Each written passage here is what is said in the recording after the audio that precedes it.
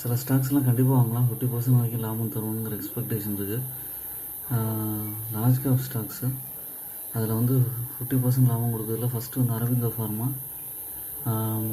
49% வரைக்கும் லாபம் கொடுக்கணும்னு எக்ஸ்பெக்டேஷன் இருக்குது. கரண்ட் ப்ரைஸ் வந்து 1250 ரூபா இருக்குது.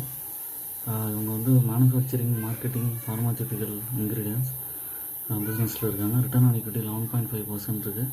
ஸ்டாக்கோட PE 20, டிவிடெண்ட் yield 0.36%.